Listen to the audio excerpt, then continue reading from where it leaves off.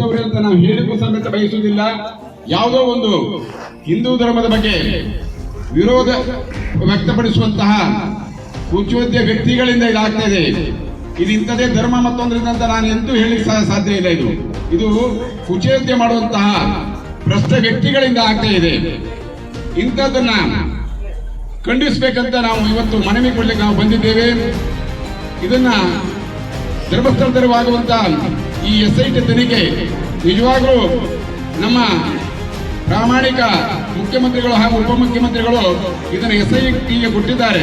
ನಿಜವಾಗ್ಲೂ ಅದು ನನಗೆ ಸಂತೋಷ ಅನಿಸ್ತದೆ. ಯಾಕಂತ ಹೇಳಿದ್ರೆ ಯಾವುದೇ ಮನುಷ್ಯನಲ್ಲಿ ತನ್ನಲ್ಲಿ ಹುಳು ಕಲಿದಿದ್ದಾಗ, ತನ್ನಲ್ಲಿ ಏನು ತಪ್ಪಿದ್ದಾಗ ಆ ತಪ್ಪು ಆಗಿಲ್ಲ ಅನ್ನೋ ಬಗ್ಗೆ ತನಿಖೆ ಆಗಿ ಅನ್ನುವಂಥದ್ದು ಜನರಿಗೆ ಅದು ಮನದಟ್ಟಾಗಬೇಕಾಗಿದೆ. ಹಾಗಾಗಿ ಆ SIT ಅನ್ನು ವಹಿಸಿದ್ದು ನನಗೆ ಸಂತೋಷನೇ.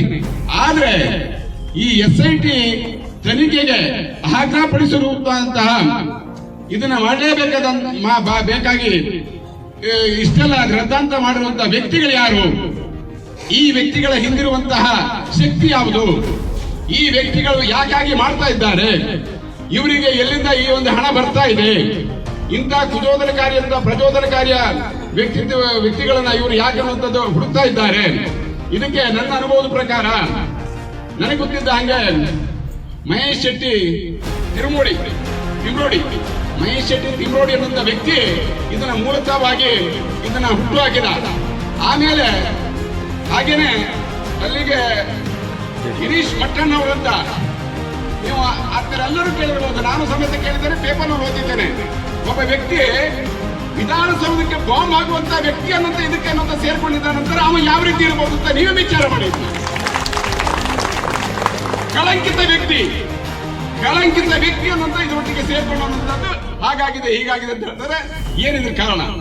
ಹಾಗೆ ಜಯಂತಿ ಎನ್ನುವಂತ ವ್ಯಕ್ತಿ, ಹಾಗೆ ಇದಕ್ಕೆ ಸಮೀರ್ ಎಮ್ಡಿ ಅನ್ನುವಂತ ವ್ಯಕ್ತಿ, ಇವ ಯೂಟ್ಯೂಬರ್. ಇವ ಎಲ್ಲಿಂದ ಬಂದಾನೇನು ಮನೆ ಹಾಳು ಮಾಡುವವ. ಆಮೇಲೆ ಜಾತಿಯೊಳಗೆ ವಿಷ ಬೀಜ ಬಿತ್ತುವಂತಹ ಮಹಾನ್ ಕಪಟಿ. ಇಂಥವ ಬಂದನಂತದ್ದು ಇದರ ಹಿಂದಿರುವಂತಹ ಮರ್ಮ ಏನು, ಮತ್ತೊಂದೇನು ಅಂತ ಸರ್ಕಾರದ ಮೇಲೆ ಒತ್ತಡ ಹೇರಿದ್ದಲ್ಲ, ಅವರು ವಿದೇಶದ ಮುಖಾಂತರ ಒತ್ತಡ ಹೇರಿ ಈ ರೀತಿಯ ಒಂದು SITಗೆ ತನಿಖೆ ಆಜ್ಞಾಪಡಿಸಿದ್ದಾರೆ. ಸಂತೋಷ, ನನಗೆ ನಮ್ಮ ಸಂತೋಷನೇ. ಆದ್ರೆ ಧರ್ಮಸ್ಥಳದ ಒಂದು ಮಮಕಾರ ಇದೆ ನನಗೆ. ಆತ್ಮೀಯ ಬಂಧುಗಳೇ, ನಮ್ಮವರೇ, ನಾನೇನಾದ್ರೂ ಈ ಒಂದು ಸ್ಥಾನದಲ್ಲಿ ಎರಗಟ್ಟಿ ಊರಿಗೆ ಬಂದು ಇಲ್ಲಿ ಏನಾದ್ರೂ ಒಂದು ಸಣ್ಣ ಒಂದು ವ್ಯಾಪಾರ ಮಾಡ್ಕೊಳ್ಳೋದಿದ್ರೆ ಇದಕ್ಕೆ ಧರ್ಮಸ್ಥಳದ ವೀರೇಂದ್ರ ಹೆಗಡೆಯವೇ ಕಾರಣ ಅಂತ ನಾನು ಹೇಳ್ತೇನೆ. ಕಾರಣ ಏನಂದ್ರೆ, ನಾನು ಹಿಂದೊಮ್ಮೆ ಹೇಳಿದ್ದೆ, ನಾನು ಶಾಲೆಗೆ ಹೋಗ್ತಿದ್ದೆ. ಹೈಸ್ಕೂಲ್ ಹೋಗುವಂತ ಸಮಯದಲ್ಲಿ 8ನೇ ಕ್ಲಾಸ್ ಆಗಿರುವಾಗ ನಾನು ತೆಂಗಿನ ಗಿಡ ಇನ್ನೊಂದು ತೋಟಗಾರಿಕೆ ಇದ್ರ ಬಗ್ಗೆ ನನಗೆ ಬಹಳ ಆಸಕ್ತಿ ಇತ್ತು. ನಾನೇ ಸ್ವತಃ ತೆಂಗಿನ ಕುಡಿ ತೆಗೆದಂತದ್ದು ತೆಂಗಿನ ಗಿಡ ನೆಟ್ಟೆ. ಇದನ್ನು ನೋಡಿದ ಮೇಷ್ಟ್ರು ತಾಲೂಕಿಗೆ ಒಬ್ಬ ಹುಡುಗನ ಧರ್ಮಸ್ಥಳಕ್ಕೆ ಕಳಿಸೋದಂತ ಇತ್ತು. ಎಲ್ಲಾ ತಾಲೂಕಿನಿಂದ ಒಬ್ಬ ಶಾಲೆಗೆ ಹೋಗೋ ಹುಡುಗನ. SLCಯಲ್ಲಿ 10th ಇರುವವನ್ನ ಬಿಟ್ಟು ನನ್ನ 8ನೇ ಕ್ಲಾಸ್ ಆಗಿರುವಂತ ನನ್ನನ್ನ ಕಳಿಸಿದ್ರು ಧರ್ಮಸ್ಥಳಕ್ಕೆ. ನನ್ನನ್ನ ಒಬ್ಬರ ಮಾಸ್ಟರ್ನ ಹೋಗಿ ಬರುವ ಖರ್ಚಿನ ಧರ್ಮಸ್ಥಳ ನೋಡ್ಕೊಂತು. ಆವಾಗ ಆಡಿದ ಮಾತು, ನೀವು ಕೇವಲ ವಿದ್ಯೆಯನ್ನು ಕಲ್ತುವಂತದ್ದು ನೌಕರಿಗೆ ಹೋಗ್ಬೇಕಾಗಿಲ್ಲ. ನಿಮ್ಮ ಸ್ವಂತ ಬಲದ ಮೇಲೆ, ನಿಮ್ಮ ಕಾಲ ಮೇಲೆ ನೀವು ನಿಂತ್ಕೊಳ್ಳಿಕ್ಕೆ ಅನ್ನೋಂಥದ್ದು ವ್ಯವಹಾರನೋ ಏನು ಕೋಳಿ ಸಾಗಾಣಿಕೆಯೋ, ಆಮೇಲೆ ಹೈನುಗಾರಿಕೆಯೋ, ಮೀನುಗಾರಿಕೆ ಪ್ರತಿಯೊಂದು ಏನಾದರೂ ಸ್ವತಃ ಮಾಡಿ ಅನ್ನೋಂಥದ್ದು ನೀವು ಜೀವಿಸಬಹುದು ಅಂತ ಹೇಳಿದಾಗ, ನಾನು ಕೇವಲ SSLC ಅನ್ನೋದು SLC ಮುಗಿಸಿ ನಾನು ಅನ್ನೋಂಥದ್ದು ನಾನು ಈ ಹೋಟೆಲ್ ಕೆಲಸಕ್ಕೆ ಬಂದೆ. ಇವತ್ತು ಹೋಟೆಲ್ ನನ್ನ ಸಂಘ ಎಷ್ಟೋ ಜನ ಹೋಟೆಲ್ ನಲ್ಲಿ ಬೆಳೆದಿದ್ದಾರೆ. ಅದ್ರ ಒಂದು ಸಂತೋಷನೇ. ನಾನು ಇಂಥ ಒಂದು ಧರ್ಮಸ್ಥಳನ ಈ ರೀತಿಯಾಗಿ ಮಾಡ್ತಿದ್ದಾರೆ. ಹಾಗೇನೆ ಈಗ ನೀವೇನು ವಿಚಾರ ಮಾಡಿ, ಒಬ್ಬ ವ್ಯಕ್ತಿ ಸತ್ತಾಗ ಒಬ್ಬ ಮನುಷ್ಯ ಒಬ್ಬನೇ ಅನ್ನೋದು ಹೋಗಿ ಅನ್ನೋದು ಮಾಡ್ಲಿಕ್ಕೆ ಸಾಧ್ಯನೇ ಇಲ್ಲ. ಮಿನಿಮಮ್ ಒಂದು 7-8 ಜನರು ಬೇಕಾಗತ್ತೆ. 5-6 ಅಡಿ ಅನ್ನೋ ಆಳ ನೋಡ್ಬೇಕಂದ್ರೆ ಒಂದು 7-8 ಜನರು ಬೇಕಾಗತ್ತೆ. ಹಾಗಿದ್ರೆ ಅನ್ನೋಂಥ ಇವ್ರು ಸಂಘ ಇದ್ದವ್ರು ಯಾರಪ್ಪ? ಇವತ್ತನ್ನೋಂಥ ಅಲ್ಲಿ ತೋಡಿ ಇಲ್ಲಿ ತೋಡಿ ಅಂತ ಹೇಳಿ ಧರ್ಮಸ್ಥಳ ತೋಡ್ಲಿಕ್ಕೆ ಅನ್ನೋಂಥ ಅವ್ರು ರೆಡಿಯಾಗಿದ್ದಾನೆ. ಧರ್ಮಸ್ಥಳ ಇನ್ನು ಮುಂದೆ ಹಾಗೆ ಬಿಟ್ರೆ ಧರ್ಮಸ್ಥಳ ದೇವಸ್ಥಾನ ಸಮೇತ ಅನ್ನೋಂಥದ್ದು ಉತ್ಕಲನ ಮಾಡಿ ಅನ್ನೋಂಥದ್ದು ಆ ದೇವಸ್ಥಾನದ ಅಡಿಯೇ ಇರ್ಬೋದು ಅಂತ ಹೇಳಿ ಹೇಳ್ತಾರೆ. ಅದಕ್ಕನ್ನಂತ ಇವ್ರು ಹೋಗ್ತಾರೆ. ಇವೆಲ್ಲ ಸರಿಯಲ್ಲ.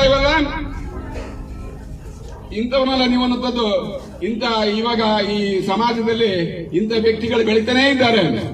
ಇಂತಹ ಹುಳಗಳು ಬೆಳೆಯುವುದರಿಂದಾಗಿ ಸಮಾಜದಲ್ಲಿ ಅನ್ನುವಂಥದ್ದು ಈ ಜಾತಿ ಕಲಹ ಮತ್ತೊಂದು ಇನ್ನೊಂದು ಬೆಳೀತಾನೆ ಇದೆ. ಇದಕ್ಕನ್ನೊಂದು ಆಸ್ಪದ ಕೊಡಬಾರದು. ಹಾಗೇನೆ ಅನ್ನುವಂಥದ್ದು ನಮಗೆ ನ್ಯಾಯ ದೊರಕಿಸಿಕೊಡ್ಬೇಕಂತ ನಾನು ಕೇಳಿಕೊಳ್ತೇನೆ. ನಮ್ಮ ನ್ಯಾಯ ಅಂದ್ರೆ ಏನಿಲ್ಲ, ಈ ವ್ಯಕ್ತಿಗಳ ಹಿಂದಿರುವಂತಹ ಕೈವಾಡ, ಇವರಿಗೆ ವಿದೇಶಿ ಹಣ ಬರ್ತಾ ಇದೆ.